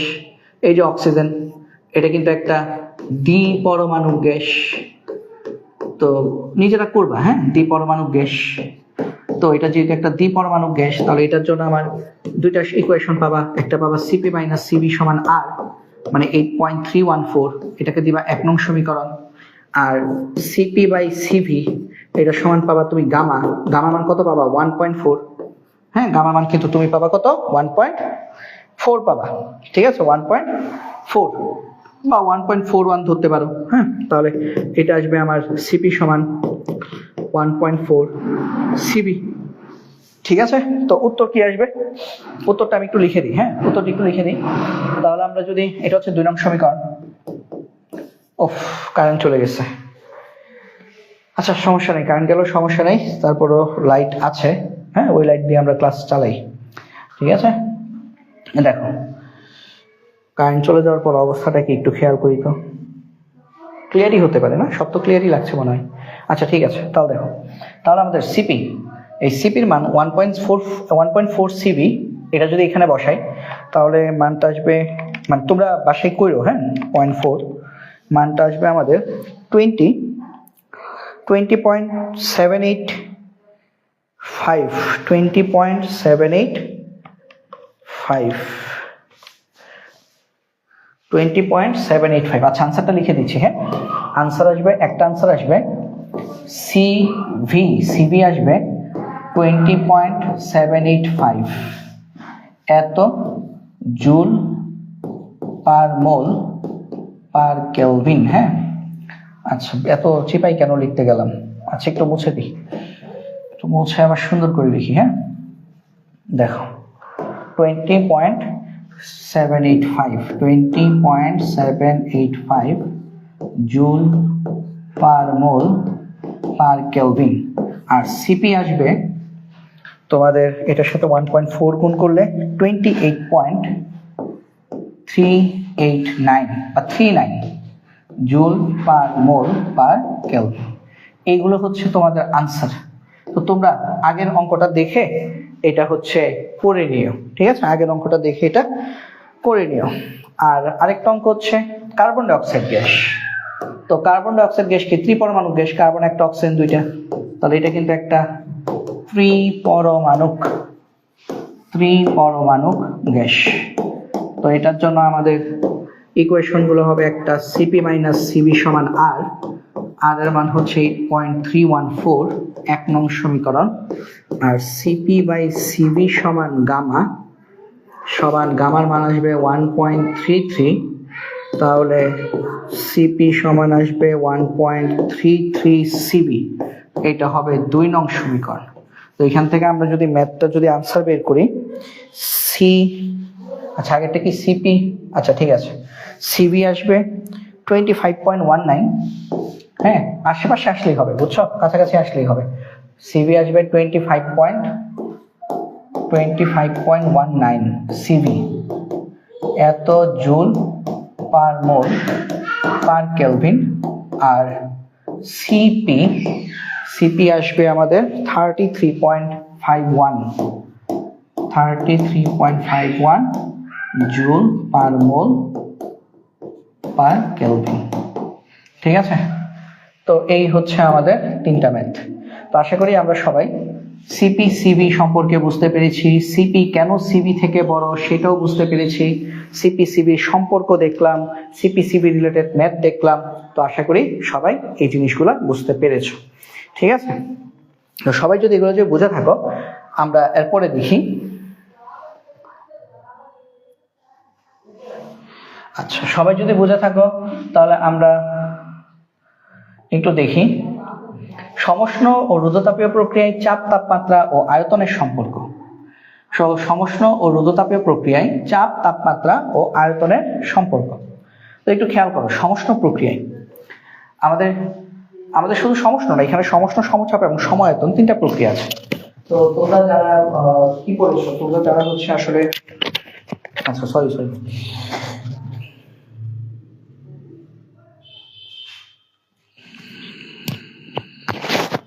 তোমরা যারা অলরেডি পরিবেশ রসায়ন পড়েছো, বা তোমরা যারা অলরেডি আমাদের কি পড়েছো, ওই যে আদর্শ গ্যাস ও গতিতত্ত্ব পড়েছো, তোমরা তারা জানো সমষ্ণ প্রক্রিয়ায় আমাদের সূত্র হচ্ছে বয়েলের সূত্র P1V1 সমান P2V2। তারপর সমচাপ প্রক্রিয়া, হ্যাঁ, এই সূত্রটা হচ্ছে আমাদের সমচাপ প্রক্রিয়ার সূত্রটা হচ্ছে আমাদের চার্লসের সূত্র। এই চার্লসের সূত্র হচ্ছে V1/T1 সমান V2/T2।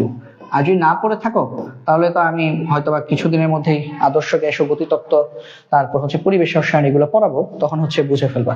আর সমায়তন এখন আপাতত মুখস্থ রাখো, হ্যাঁ, যে সমষ্ণ প্রক্রিয়ার সূত্র হচ্ছে P1V1 সমান P2V2। সমচাপ প্রক্রিয়া একটা সূত্র আছে V1/T1 সমান V2/T2। আর সমায়তন প্রক্রিয়ার সূত্র হচ্ছে P1/T1 সমান P2/T2। ঠিক আছে? এখন এই তিনটা সূত্র রুদ্ধতাপীয় প্রক্রিয়ায় কিভাবে লেখা হয় সেটা একটু দেখবো। রুদ্ধতাপীয় প্রক্রিয়ায় আমাদের পি আর ভি এর মধ্যে যে সম্পর্কের সূত্র সেটা হচ্ছে P1V1 সমান P2V2। ঠিক আছে, জাস্ট একটা জিনিস নতুন অ্যাড করা হয়, সেটা হচ্ছে ভি এর উপরে গামা। কারণ সমষ্ণ প্রক্রিয়ার চেয়ে রুদ্ধতাপীয় প্রক্রিয়া গামা গুণ খাড়া। আমরা একটু আগে একটা গ্রাফ দেখছিলাম যে আমাদের আইসোথার্মাল রেখা আর একটা হচ্ছে এডিয়াবেটিক রেখা। আইসোথার্মাল রেখা থেকে এডিয়াবেটিক রেখাটা গামা গুণ খাড়া ছিল। এই আইসোথার্মাল হচ্ছে সমষ্ণ রেখা, আর এডিয়াবেটিক রেখাটা হচ্ছে আমাদের রুদ্ধতাপীয় রেখা। এই জন্য এখানে গামা এড করে দিবা। মনে রাখবা গামা কিন্তু পি এর উপর না, শুধুমাত্র ভি এর পাওয়ার হচ্ছে গামা। এই সূত্রগুলো একটু মুখস্থ রাখতে হবে, কারণ আমাদের আপকামিং সকল পড়াশোনা এই সূত্রগুলোর উপরই ডিপেন্ড করে আছে। তাহলে আমাদের রুদ্ধতাপীয় প্রক্রিয়ায় এই সমষ্ণ প্রক্রিয়ায় এই সূত্রটার রুদ্ধতাপীয় প্রক্রিয়ায় চেঞ্জটা কোথায়? এখানে P1V1 সমান P2V2, বাট এখানে হচ্ছে P1V1 two the power gamma সমান P2V2 two the power gamma. এই সূত্রটা, এই যে সমচাপ প্রক্রিয়ায় আয়তন এবং তাপমাত্রার সম্পর্ক হচ্ছে এটা V1/T1 সমান V2/T2। রুদ্ধতাপীয় প্রক্রিয়ায় আয়তন এবং তাপমাত্রার সম্পর্ক কি? আয়তন এবং তাপমাত্রার সম্পর্ক হচ্ছে T1 V1 to the power gamma minus 1 সমান T2 V2 to the power gamma minus 1। মনে রাখবে এখানে পাওয়ার যে গামা মাইনাস 1, এই গামা মাইনাস 1 পাওয়ারটা, এই যে গামা মাইনাস 1, এই যে পাওয়ারটা, এই গামা মাইনাস 1 পাওয়ারটা কিন্তু আমাদের গামা মাইনাস 1 পাওয়ারটা হচ্ছে আমাদের কি শুধুমাত্র ভি এর উপর আছে। এই গামা মাইনাস 1 পাওয়ারটা কিন্তু শুধুমাত্র আমাদের ভি এর উপর আছে। ওকে, আরেকটা হচ্ছে সমায়তন প্রক্রিয়া। সমায়তন প্রক্রিয়ায় চাপ এবং তাপমাত্রার সম্পর্ক হচ্ছে P1/T1 সমান P2/T2। আর রুদ্ধতাপীয় প্রক্রিয়ায় চাপ এবং তাপমাত্রার সম্পর্ক এটা ভাইয়া দুই ভাবে শেখাবো। একটা হচ্ছে তোমাদের টেস্ট পেপারে বা বইয়ে যেভাবে আছে সেটা, আর একটা হচ্ছে ভাইয়া যেভাবে পড়াচ্ছি সেটা। ঠিক আছে, তোমরা মানে ভাইয়া যেভাবে পড়াবো টেস্ট পেপারে দেখবে এটা থেকে একটু ডিফারেন্ট ভাবে অঙ্ক করা, বাট উত্তর দুইটারই সেম হবে এবং ভাইয়ারটাও সম্পূর্ণ সঠিক, 100% সঠিক, কোনো ভুল নাই। বাট আমারটা ছন্দে ছন্দে পড়লে এটা একটু সহজে পড়া যায় আর কি। ঠিক আছে, তো আমি তোমাদেরকে শেখাবো এটাকে এইভাবে শিখবা। পাটালি গুড় 1 গ্রাম। কি বললাম? পাটালি গুড় 1 গ্রাম। পাটালি গুড় 1 গ্রাম, পাটালি গুড় 1 গ্রাম। এটা কিভাবে বলো তো? পাটালির পা মানে হচ্ছে পি, টালি পাটালি, পার পরে টালি, তাহলে টালি মানে হচ্ছে টি, পাটালি। তারপর হচ্ছে গুড় মানে হচ্ছে gamma, divided by 1 gram 1 minus gamma. পাটালি গুড় 1 গ্রাম। আবার দেখো, পাটালি গুড় 1 গ্রাম, পাটালি গুড় 1 গ্রাম। ঠিক আছে, তো পাটালি গুড় 1 গ্রাম। পাটালি গুড় চেনো না? আখের গুড়, খেজুর গুড়, পাটালি গুড়। তো পাটালি গুড় 1 গ্রাম, তাহলে সমান কি? এ পাশেও পাটালি গুড় 1 gram, P2T2 to the power gamma by 1 minus gamma. এই পাশেও পাটালি গুড় 1 গ্রাম। ঠিক আছে, তো এটা হচ্ছে আমাদের রুদ্ধতাপীয় প্রক্রিয়ার ক্ষেত্রে আমাদের এটা হচ্ছে চাপ এবং আয়তনের সম্পর্ক P1 V1 to the power gamma সমান P2 V2 to the power gamma. এটা হচ্ছে তাপমাত্রা এবং আয়তনের সম্পর্ক T1 V1 to the power gamma minus 1 সমান T2 V2 to the power gamma minus 1। এটা হচ্ছে চাপ এবং তাপমাত্রার সম্পর্ক পাটালি গুড় 1 গ্রাম। ঠিক আছে, তো এখন আসো আমরা এই রুদ্ধতাপীয় প্রক্রিয়ায় আমাদের সবগুলো সূত্র, যে সূত্রগুলো লিখলাম সেগুলো আরেকবার লিখবো। মানে ভাই এগুলো বারবার বারবার কেন লিখতেছি জানো? কোথাও না কোথাও গিয়ে যাতে করে হয়তোবা কেউ একজন আছো যে এই স্লাইড যে আমি যে পড়াইছি তুমি বুঝো নাই, সে হয়তোবা এখানে এসে ধরতে পারবা। এই জন্য ভাই একই জিনিস বারবার বারবার পড়াচ্ছি। কেন জানো? কারণ হচ্ছে আমরা অনেক সময় অফলাইন ব্যাচে পড়ি ঠিক আছে, বাট অফলাইন ব্যাচে আমিও পড়াই। হ্যাঁ, ইভেন অনেক আমার অফলাইন ব্যাচের স্টুডেন্ট হচ্ছে অনলাইনে ক্লাস করে।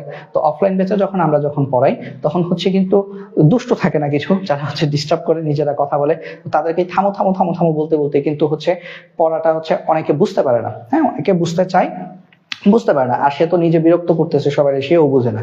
বাট অনলাইনে একটা ব্যাপার হচ্ছে কি, যখন তোমার লাগবেই, যখন দেয়ালে পিঠ থেকে যাবে, তখন হচ্ছে তুমি সভ্য ভালো স্টুডেন্টের মতো তখন কিন্তু তুমি পড়তে বসবে। তখন হচ্ছে যাতে বুঝতে পারো, এই জন্য এত ডিটেলসে পড়াচ্ছি। দেখো তাহলে রুদ্ধতাপীয় প্রক্রিয়ায় আমাদের প্রথম হচ্ছে চাপ ও আয়তনের সম্পর্ক। চাপ ও আয়তনের সম্পর্ক, চাপ ও আয়তনের সম্পর্ক কি ছিল? P1 V1 to the power gamma সমান P2 V2 to the power gamma. তারপর আয়তন ও তাপমাত্রার সম্পর্ক,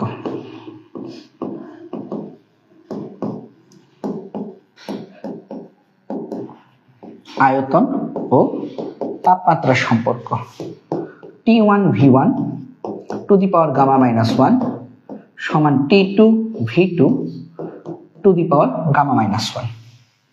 তারপর হচ্ছে আমাদের আয়তন, তারপর হচ্ছে আমাদের চাপ ও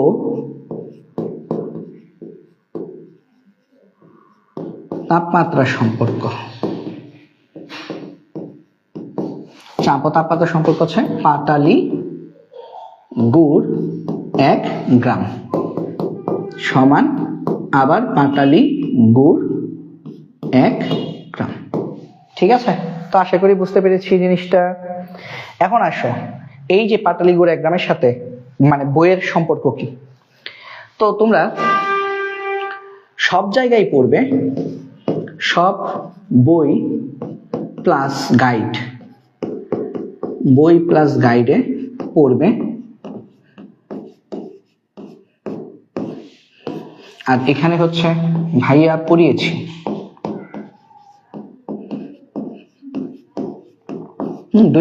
দুইটাই মনে রাখবো আর কি, বুঝছো? মানে এটা কেন লিখে দিচ্ছি, তুমি হয়তো বা পাশে যখন পড়ছো আমারটা পড়ার পরে তখন হয়তো তুমি ভাবতে পারো আরে ভাইয়া তো মনে ভুল করছে। ভুল করি নাই, উত্তর মিলে দেখবো সেম আসবে। ঠিক আছে, এই জন্য দুইটাই লিখে দিচ্ছি। তো দেখো তাহলে সব জায়গায় তুমি পড়বে এরকম T1টা আগে, T1 P1 to the power 1 minus gamma by gamma, মানে উল্টে গেছে আর কি, টিটা আগে আসার কারণে 1 মাইনাস গামা উপরে চলে গেছে, সমান T2 P2 to the power 1 minus gamma by gamma. তো এটাকে আসলে ছন্দ বানানো যায় না, বুঝছো? ছন্দে ভাইয়া যেটা পড়াইছি সেটা হয় পাটালি গুড় 1 গ্রাম। এখন দুইটাই তোমার কাছে আছে, এখন তোমার সিদ্ধান্ত তুমি কোনটা পড়বা। এখন আর আমাকে বলতে পারবে না ভাই আপনি আমাদেরকে মেইন বইটা বা গাইডেরটা শিখাইলেন না কেন। ভাই এখন দুইটাই শিখিয়ে দিছি, এখন সিদ্ধান্ত তোমার, তুমি কোনটা পড়বা। ওকে, এই হচ্ছে তোমার হাতে ছেড়ে দিলাম, সিদ্ধান্ত তোমার, কোনটা তুমি পড়বা। ওকে, তারপর দেখো একটা নোট। এই নোটের কথাটা আমি গতকাল কি বলেছিলাম, গতকাল যারা ক্লাস করেছো, আমি গতকাল একটা জিনিস বলেছিলাম, মোমবাতির আগুনের উপর দিয়ে যদি আঙুল নিয়ে দাও হঠাৎ করে তাহলে গরম লাগবে না। কেন? কারণ রুদ্ধতাপীয় প্রক্রিয়ায় হঠাৎ করে বা আকস্মিকভাবে যদি কোনো ঘটনা ঘটে তাহলে তাপের আদান প্রদান হয় না। প্রশ্ন ছিল যে রুদ্ধতাপীয় প্রক্রিয়ায় যে প্রশ্নটা আসছে সেটা আমরা কিভাবে বুঝবো, সেটাই নোট। প্রশ্নে যদি হঠাৎ বা আকস্মিকভাবে এই দুইটাও যে কোনো একটা ওয়ার্ড যদি থাকে বা এমন কোন ওয়ার্ড থাকে যেটা দিয়ে তুমি বুঝবে যে হঠাৎ বোঝাইছে, আচমকা চাপ বা আয়তন পরিবর্তনের কথা বলা থাকে, তবে রুদ্ধতাপীয় পরিবর্তন হবে। তো রুদ্ধতাপীয় পরিবর্তনের ম্যাথ কিভাবে বুঝবা? প্রশ্নে যদি হঠাৎ বা আকস্মিকভাবে এই কথাগুলো থাকে তাহলে বুঝবা রুদ্ধতাপীয় পরিবর্তন। কারণ কি? কারণ হচ্ছে কেননা বানান ভুল হয়েছে, ঠিক করে দিই, কেননা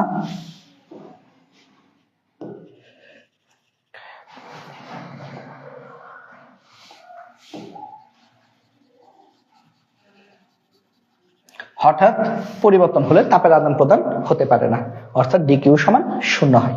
এই কারণে যদি প্রশ্নে যে হঠাৎ বা আকস্মিকভাবে এই কথাটা থাকে, তাহলে তোমরা সাথে সাথে বুঝে ফেলবা যেটা হচ্ছে রুদ্ধতাপীয় পরিবর্তন। চল একটা ম্যাথ করি, হ্যাঁ, এবং এই ম্যাথটা করলেই হচ্ছে আমাদের আজকের ক্লাসটা শেষ ইনশাল্লাহ। ঠিক আছে, এই ম্যাথটা করলে আজকের ক্লাসটা শেষ। তো ভাইয়া চাইলে আসলে বড় বড় ম্যারাথন ক্লাস নিতে পারি, কারণ সারাদিনে তো পড়াই, আর তোমাদের সাথে 2-4 ঘন্টা 5-6 ঘন্টা পড়াইলে কি আসে যায়।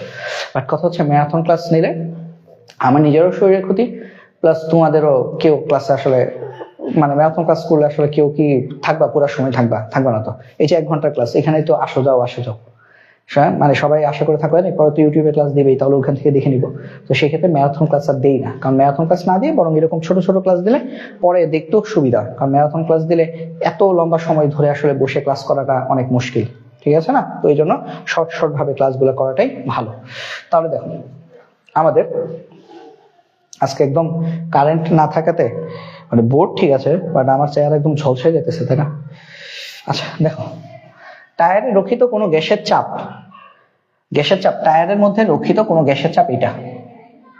টায়ারটা হঠাৎ করে ফেটে গেছে, টায়ার কি করছে? হঠাৎ করে ফেটে গেছে, হঠাৎ। এই যে দেখো হঠাৎ, তার মানে কি রুদ্ধতাপীয় পরিবর্তন। এর আয়তন 6 গুণ হয়।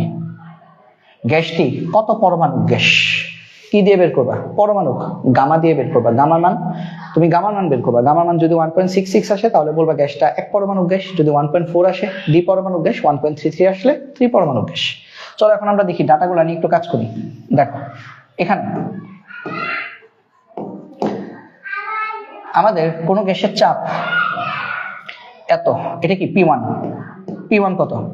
1098/140.163 প্যাসকেল। টায়ার ফেটে গেলে বলতো টায়ারের গ্যাসগুলা কোথায় চলে আসবে? পরিবেশে চলে আসবে না? কারণ টায়ার যদি ফেটে যায় তাহলে টায়ারের বাইরের চাপটা কি বায়ুমণ্ডলীয় চাপ না? দেখো এখানে কিন্তু P2 দেওয়া নাই, বাট P2 দেওয়া থাকা লাগবে না, বুদ্ধি থাকলে তুমি বুঝবা টায়ার ফেটে গেছে মানে কি টায়ারের গ্যাসটা এখন বাইরে পরিবেশে চলে আসছে। তাহলে পরিবেশে চলে আসলে পরিবেশের বায়ুমণ্ডলীয় চাপ কত? মানে আমাদের আশেপাশে বায়ুমণ্ডল চাপ কত? 1 atm চাপ। আর 1 atm চাপ সমান কত প্যাসকেল? 10, 13, 25 প্যাসকেল। যাদের মনে নাই তারা মুখস্থ করে নাও, আর যারা জানো না তারা মনে রাখবা। আমাদের আশেপাশে যে বায়ুমণ্ডল আছে সেই বায়ুমণ্ডল আমাদেরকে 1 atm বা 1 অ্যাটমসফেরিক চাপ দেয়, এক বায়ুমণ্ডলীয় চাপ। এক বায়ুমণ্ডলীয় চাপের SI কনভার্সন, SI ইউনিট হচ্ছে প্যাসকেল। প্যাসকেলে এই মানটা আসে 10, 13, 25 প্যাসকেল। V1 কত? যখন টায়ারের ভিতর ছিল তখন আয়তন ছিল V, কেন কোন আয়তন বলা নাই, কিন্তু টায়ার ফেটে যাওয়ার পর আয়তন কত গুণ হয়েছে? 6 গুণ। তাহলে V2 হচ্ছে 6V। আমরা বের করব গামা ইকুয়াল টু হোয়াট। তো আশা করি প্রশ্নটা বুঝতে পারছো। আর আজকে অঙ্ক দিয়ে যদি না বুঝো তাহলে আগামীকালকের ক্লাসটা আমাদের ম্যাক্সিমামই ম্যাথ থাকবে। তো আগামীকালকে ক্লাসে এরকম অনেক ম্যাথ করবো, তখন আরো ক্লিয়ারলি বুঝে ফেলবা। তো আশা করি তাও বুঝতে পেরেছো, তাই না? টায়ারের ভেতর যখন চাপ ছিল গ্যাসটা তখন চাপটা হচ্ছে P1। টায়ার যখন ফেটে গেছে তখন টায়ারের ভেতরে গ্যাসটা বায়ুমণ্ডলে ছড়িয়ে পড়েছে, তো বায়ুমণ্ডলের চাপটা হচ্ছে P2। তো কোনো আয়তন দেওয়া নাই, শুধু বলছে আয়তন 6 গুণ হয় যখন টায়ার ফেটে যায়। তাহলে টায়ারের ভেতর যখন ছিল তখন আয়তনটাকে ধরে নিয়েছি V, তাহলে টায়ার ফেটে যাওয়ার পর আয়তন হয়ে গেছে 6 গুণ, তো আমি 6V। আমাকে বের করতে বলছে গ্যাসটা কত পরমাণু। গ্যাস কত পরমাণু বের করার উপায় হচ্ছে কি গামা বের করা। ঠিক আছে, তো আমরা এখন লিখি। আমরা জানি কোন সূত্র দিয়ে করবো বলো? এটা রুদ্ধতাপীয় পরিবর্তন। তো রুদ্ধতাপীয় পরিবর্তন হলে প্রথম কথা রুদ্ধতাপীয় সূত্র দিয়ে করতে হবে। রুদ্ধতাপীয় পরিবর্তন হলে চাপ আছে আয়তন আছে, তুমি কি এটা দিয়ে করতে পারবা? না, কারণ এটা তো রুদ্ধতাপীয় পরিবর্তন নয়। রুদ্ধতাপীয় পরিবর্তন হয় কারণ এখানে গামা নাই। তো গামা সম্বলিত চাপ এবং আয়তনের সূত্র হচ্ছে এটা, P1 V1 to the power gamma সমান P2 V2 to the power gamma. তাহলে আমাদেরকে এই সূত্র দিয়ে করতে হবে। আমরা জানি P1 V1 to the power gamma সমান P2 V2 to the power gamma. ঠিক আছে, তাহলে বা আমাদের গামার মান বের করতে হবে, তাই তো? তো P1 এর মান কত? আমরা মানগুলো আগে বসাই নেই। 1098/140.163। আচ্ছা জায়গা নিবে না, একটু চাপিয়ে লিখি। হ্যাঁ দেখো, বা P1 হচ্ছে 1098/140.163 ইন্টু V1 হচ্ছে V to the power gamma পুরাটার উপর তো পাওয়ার না, পাওয়ারটা হচ্ছে শুধুমাত্র ভি এর উপর গামা, আর পি2 হচ্ছে 10 13 25 ইন্টু ভি2 মান হচ্ছে 6v two the power gamma. ঠিক আছে, এখন একটা কাজ করি, গামা বের করবো তো, গামাগুলো একসাথে নিয়ে আসি। তাহলে ভি বাই 6v এদিকে আসলে ভাগ হয়ে যাবে, দুইটার উপরই গামা, তার মানে whole to the power gamma. এখানে আগে থেকে আছে 10 13 25, আর এটাই পাশে চলে আসলে ভাগ হয়ে যাবে 10 98 140.163। তো ভিবি কাটা, তাহলে 1/6 টু দি পাওয়ার গামা সমান, এটা ভাগ করলে কত আসে? এটা ভাগ করলে আসে আমাদের, একটু ক্যালকুলেশন করে ফেলি, 10 13 25 ভাগ 10 98 140.163, এটা ভাগ করলে আসে, আচ্ছা এভাবে করলে দশমিকে আসে, তোমাদের কষ্ট হবে, তা আমি কষ্ট দেওয়া লাভ নেই তোমাদের, নাকি সহজ ভাবে করি। দেখো আরো সহজ কিভাবে, আরো সহজ হচ্ছে এটাকে এই পাশে নিয়ে আসি। তাহলে এই পাশে আগে থেকে 10 98 140.163 আছে, এটাই পাশে চলে আসলে এটা হবে 10 13 25, এখানে 6v আগে থেকে আছে, ভি এখানে আসলে ভাগ হয়ে যাবে টু দি পাওয়ার গামা। এই যে এখন আরো সহজ হবে। তো এটার মান কত? এটার মান হচ্ছে 10.837 আসবে, এটার মান 10.837। আর এটা ভিবি কাটলে এটা কত আসবে? 6 টু দি পাওয়ার গামা। তো গামা বের করতে হবে, মনে রাখবা মাথার উপর মানে আসমানের রেখে কারণ মান বের করা যায় না, তাহলে ওকে মাটিতে নামায় আনতে হবে। তো গামা এটা কিন্তু টু দি পাওয়ার, তো লন দিতে হবে, লন দিলে গামা নিচে চলে আসবে, তাহলে উভয় পক্ষকে লন দিয়ে গুণ করো, লন 10.837। মনে রাখবা কোনো পাওয়ারকে তুমি যদি নিচে আনতে চাও, হ্যাঁ পাওয়ারকে তুমি যদি সহগ বানাইতে চাও, তাহলে হচ্ছে কারেন্ট আসছে বোধহয়, আচ্ছা যাক লাস্ট মুহূর্তে কারেন্ট আসছে। তো দেখো পাওয়ারকে তুমি যদি সহগ বানাইতে চাও তাহলে লন দিয়ে গুণ দিতে হয়, ঠিক আছে? তাহলে গুণ দিলে গামা ইন্টু লন 6 এরকম আসবে, মানে গামা নিচে চলে আসছে, ঠিক আছে? মানে লন দিয়ে গুণ দেওয়ার কারণে গামা নিচে চলে আসছে, ঠিক আছে? তাহলে আমরা এখান থেকে এখন লিখবো, দেখো এখন এটার মান কত ক্যালকুলেশন করবা, লন 10.837, এটাকে ক্যালকুলেট করলে আসে 2.3829, আর গামা ইন্টু লন 6 এর মান হচ্ছে 1.79। তাহলে এখান থেকে তুমি গামার মান কত পাবা? 2.3829 ডিভাইডেড বাই 1.79। তাহলে সুতরাং তুমি গামা ইকুয়াল টু পাচ্ছ 1.33। ক্যালকুলেট করে দেখো, এটা মান 1.33 আসবে। তো গামার মান 1.33 জানে কার মান আসে? 3 পরমাণু গ্যাসের জন্য আসে। আমাকে বলছে না গ্যাসটি কত পরমাণু হবে, তো আমরা তখন লিখে দিব অর্থাৎ গ্যাসটি 3 পরমাণুক গ্যাস। এই হচ্ছে আনসার, এবং এরই সাথে সাথে থ্যাংক ইউ, আমাদের আজকের ক্লাস এখানেই শেষ। আজকে আমরা কি পড়লাম? আজকে আমরা আমাদের মেইনলি আমরা দুইটা টপিক পড়েছি আজকে। সবগুলো টপিকে আমরা যে একসাথে যদি সামারি করি তাহলে হচ্ছে আমাদের এরকম, আমরা প্রথমে শক্তির নিত্যতা এবং তাপ শক্তি নিয়ে পড়াশোনা করেছি, যে গতি শক্তি আর বিভব শক্তি কিভাবে তাপ শক্তিতে রূপান্তরিত হয় এই রিলেটেড ম্যাথ দেখেছি, এবং তারপরে কিন্তু আমরা সিপি এবং সিবি সম্পর্কে পড়েছি এবং এই রিলেটেড ম্যাথ করেছি। তারপরে আমরা রুদ্ধতাপীয় প্রক্রিয়ার জন্য 3টা সূত্র দেখছি। একটা হচ্ছে চাপ এবং আয়তনের মধ্যে সূত্র, P1 V1 to the power gamma সমান P2 V2 to the power gamma. আরেকটা হচ্ছে আয়তন এবং তাপমাত্রার মধ্যে সম্পর্ক, সেটা হচ্ছে T1 V1 to the power gamma -1 সমান T2 V2 to the power gamma -1। এবং আরেকটা সূত্র হচ্ছে চাপ এবং তাপমাত্রার মধ্যে সম্পর্ক সূচক সূত্র, যেটা হচ্ছে পাটালি গুড় 1 গ্রাম। তো এইগুলো পড়েছি, এবং তার সাথে আমরা একটা মাত্র ম্যাথ করেছি, যেটা হচ্ছে P1 V1 to the power gamma সমান P2 V2 to the power gamma দিয়ে। তো আমাদের নেক্সট ক্লাসটা আমরা আগামীকাল নিব ইনশাআল্লাহ এই টাইমে রাত 8টায়। তো আগামীকালকের ক্লাসটা এই অধ্যায়ের অনেক গুরুত্বপূর্ণ একটা ক্লাস, কারণ আগামীকালকের ক্লাসে আমরা এই রিলেটেড ম্যাথ তো করবোই, পাশাপাশি একটা নতুন টপিক পড়বো, যে টপিকটা হচ্ছে আমরা গত ক্লাসে যে দেখেছিলাম তাপগতীয় প্রক্রিয়া 4টা, সমচাপ প্রক্রিয়া, সমায়তন প্রক্রিয়া, সমষ্ণ প্রক্রিয়া এবং রুদ্ধতাপীয় প্রক্রিয়া। এই 4 প্রকার প্রক্রিয়ায় কৃতকাজের সূত্র আগামীকাল আমরা শিখব। আগামীকাল আমরা সমচাপ প্রক্রিয়ায় কৃতকাজের সূত্র শিখব, সমষ্ণ প্রক্রিয়ায় কৃতকাজের সূত্র শিখব, সমায়তন প্রক্রিয়ায় কৃতকাজের সূত্র শিখব এবং রুদ্ধতাপীয় প্রক্রিয়ায় কৃতকাজের সূত্র শিখব এবং এই রিলের ম্যাথ করব। আর এই যে কৃতকাজের ম্যাথগুলো, এগুলো আমাদের সরাসরি বোর্ড সিকিউতে গরুর গতে এবং কখনো কখনো ঘোড়ার গতেও এসে থাকে। তো আজকে এই পর্যন্তই। সবাই ভালো থাকো, সুস্থ থাকো। ধন্যবাদ সবাইকে। আল্লাহ হাফেজ।